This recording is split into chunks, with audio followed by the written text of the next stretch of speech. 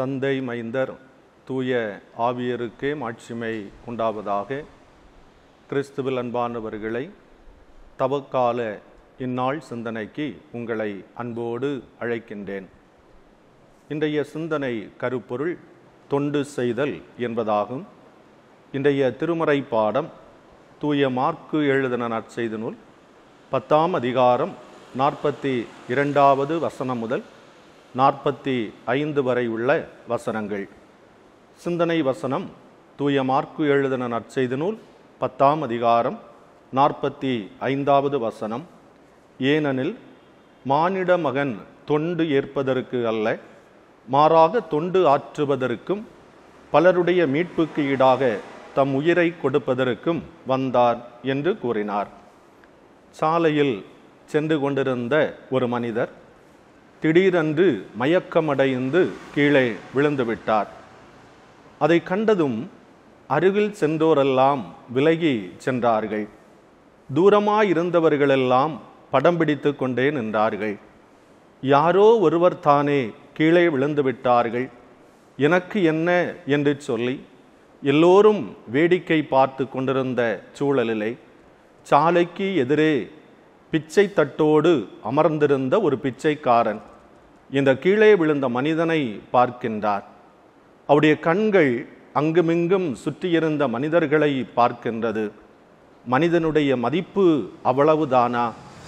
பார்ப்பதற்கு எல்லாரும் அழகாக இருக்கிறார்களே, ஒருவர் கூட உதவி செய்வதற்கு இல்லையே என்று சொல்லுகிற ஏக்கத்தோடு தன்னுடைய கரத்திலே காணப்பட்ட கொஞ்சம் தண்ணீரை தன்னுடைய பிச்சை தட்டிலே எடுத்துக்கொண்டு அவர் அவ்விடத்திலிருந்து எழுந்து கீழே விழுந்த மனிதன் அருகாமையிலே வந்தார். அவனுடைய முகத்திலே தண்ணீரை தெளித்தார். அவருக்கு குடிப்பதற்கு தண்ணீரை கொடுத்தார். அந்த மனிதனோ மயக்கமடைந்து அப்படியே எழுந்தபோது அதை பார்த்த அந்த பிச்சைக்காரன் மிக்க மகிழ்ச்சி அடைந்தான். அதுதான் அந்த தொண்டினுடைய ஒரு வெளிப்பாடு. அன்புக்குரியவர்களே, தொண்டு செய்வதற்கு இந்த தவக்காலத்திலே நீங்களும் நானும் அழைக்கப்படுகின்றோம். இன்று நமக்கு திருமறையில் தரப்பட்டிருக்கின்ற செய்தி என்னவென்று சொன்னால், இந்த தவக்காலத்தில் ஒவ்வொரு மனிதர்களும் தொண்டு செய்வதற்கு தங்களை ஆயத்தப்படுத்த வேண்டும் என்பதாகும். இங்கு இயேசு கிறிஸ்துவனுடைய சீடர்களான யாக்கோபும் யோவானும் இயேசுவானவரை பார்த்து கேட்கின்றார்கள், நீர் அரியணையில் இருக்கும்போது எங்களுள் ஒருவர் உமது வலப்புறமும் இன்னொருவர் உமது இடப்புறமும் அமர்ந்து கொள்ள எங்களுக்கு அருளும் என்று வேண்டி நிற்கின்றார்கள். அதற்கு பதிலாக இயேசு அவர்களை பார்த்து சொல்லுகிறார், மானிட மகன் தொண்டு ஏற்பதற்கு அல்ல, மாறாக தொண்டு ஆற்றுவதற்கும் பலருடைய மீட்பிற்கு ஈடாக தம் உயிரை கொடுப்பதற்கும் வந்தார் என்பதே. இங்கு அரியணையில் அமர்ந்து கொள்வதை விட தொண்டு செய்வதுதான் சிறப்பானது என்பதை இயேசுநாதர் அவர்களுக்கு எடுத்துச் சொல்லுகிறார். இந்த தொண்டு செய்தல் 2 சிந்தனைகளை நமக்கு முன்வைக்கின்றது. ஒன்று, தொண்டு செய்தல் என்பது தாழ்மையினுடைய வெளிப்பாடாயிருக்கிறது.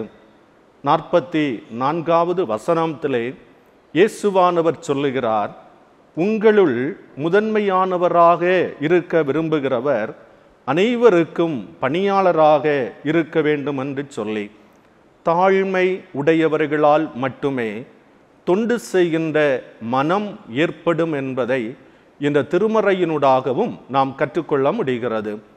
தொண்டு செய்தல் அல்லது தாழ்மையை ஏற்றல் என்பது அனைத்து தகுதிகளை தன்னகத்தை கொண்டிருந்தும் எதற்கும் தகுதியில்லை என்று சொல்லி நம்மை ஒத்துக்கொள்வதே தாழ்மையினுடைய வெளிப்பாடாக இருக்கிறது. இன்றைய உலகத்திலே தொண்டு செய்வதற்கு நம்முடைய கல்வி, நம்முடைய அந்தஸ்து, நம்முடைய அதிகாரம், நம்முடைய செல்வாக்கு இவைகளெல்லாம் பல நேரங்களில் தடையாக இருக்கிறது. இவைகளை விட்டு எப்படி இந்த சமூகத்திலே சென்று நான் பணி செய்ய முடியும், உதவி செய்ய முடியும் என்ற கேள்விகளெல்லாம் நமக்குள்ளே எழும்புவது உண்டு. ஆனால் தாழ்மையை தரித்து கொள்ளுகின்ற போது எந்த இடம் பாராதபடி, சூழ்நிலை பாராதபடி, காலம் பாராதபடி முகம் பாராதபடி தொண்டு செய்வதற்கான மனப்பக்குவம் எல்லாருக்குள்ளும் ஏற்படும் என்பது திருமறை கற்றுத்தருகின்ற ஒரு செய்தியாக இருக்கிறது. இரண்டாவதாக நாம் சிந்திக்கின்ற போது தொண்டு செய்தல் என்பது தியாகத்தினுடைய வெளிப்பாடாக இருக்கிறது. 45வது வசனத்தை படித்து பார்க்கின்ற போது, மானிட மகன் தொண்டு ஏற்பதற்கு அல்ல, மாறாக தொண்டு ஆற்றுவதற்கும் பலருடைய மீட்பிற்கு ஈடாக தம் உயிரை கொடுப்பதற்கும் வந்தார் என்று இயேசுவானவர் அங்கே சொல்லுகிறார். தியாகமில்லாமல் தொண்டு செய்வது இயலாத ஒரு காரியமாக இருக்கிறது. அதையே இயேசுநாதர் மிக தெளிவாக சொல்லுகிற போது, மானிட மகன் மீட்பிற்கு ஈடாக தம் உயிரை கொடுப்பதற்கும் வந்தார் என்கிறார். தியாகம் என்பது பிறருக்காக தன்னலன்களை விட்டு கொடுத்தலாகும். இங்கு இந்த 2 சீடர்களுமே வேறு எவரை குறித்தும் அவர்கள் அக்கறை கொள்ளாதபடி, எந்த சிந்தனையும் கொள்ளாதபடி, தங்களுடைய அரியணையை மட்டுமே மனதிலே கொண்டவர்களாக, எங்களில் ஒருவர் வலப்புறத்திலும் எங்களில் ஒருவர் இடப்புறத்திலும் இருக்க வேண்டும் என்று சொல்லுகிற சுயநல சிந்தை உடையவர்களாகவே இந்த 2 சீடர்களும் காணப்படுகிறார்கள். ஆனால் இயேசுவானவர் அவர்களை பார்த்து சொன்ன ஒரு காரியம், மானிட மகன் தொண்டு ஏற்பதற்கு அல்ல, மாறாக தொண்டு ஆற்றுவதற்கும் பலருடைய மீட்பிற்கு ஈடாக தம் உயிரை கொடுப்பதற்கும் வந்தார் என்று.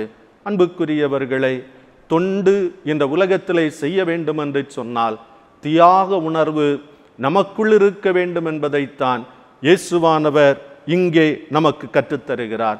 அதை இன்னும் ஆழமாக அவர்களுக்கு புரிய வைக்கின்ற போது, நீங்கள் என்ன கேட்கிறீர்கள் என்று உங்களுக்கு தெரியவில்லை.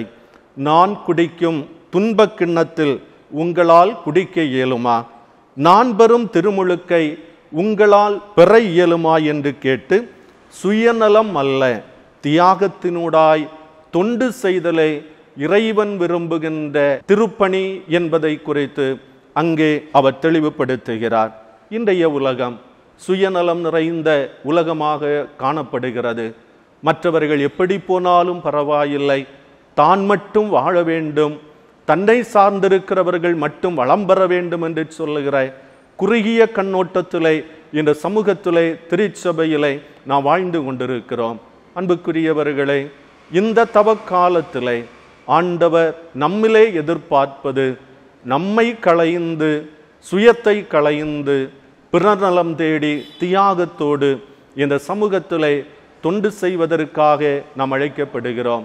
இந்த தவக்கால நாட்கள் நம்முடைய வாழ்விற்கு பயன் நிறைந்த நாட்களாக இருக்க வேண்டும் என்று சொன்னால் நமக்குள்ளே தாழ்மை தேவை, நமக்குள்ளே தியாகம் தேவை.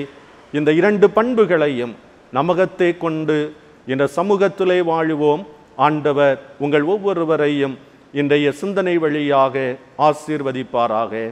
வேண்டுதல் ஏறெடுப்போம்.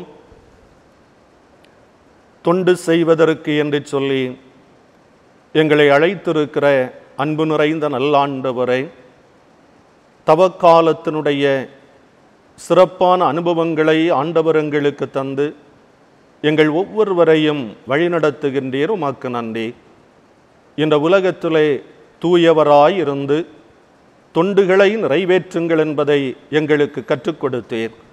சுயநலம் இல்லாமல் தாழ்மையோடு தியாகத்தோடு இந்த சமூகத்திலே நற்பணிகளை செய்வதற்கு ஆண்டவர் இன்னும் எங்களை தகுதிப்படுத்த வேண்டுமாய் ஜெபிக்கிறோம். அனைவரையும் ஆண்டவருடைய திருக்கரத்திலே தந்து நாங்கள் மன்றாடுகிறோம். இந்த நாள் எல்லாருடைய வாழ்விலும் ஆசீர்வதிக்கப்பட்ட ஒரு நாளாக அமைய தூயாவியானவர் அருள் செய்ய வேண்டுமாய் இயேசு கிறிஸ்துவின் வழியாய் வேண்டிக் கொள்ளுகிறோம். எங்கள் ஜெபங்களும் நல்ல பிதாவே. ஆமென்.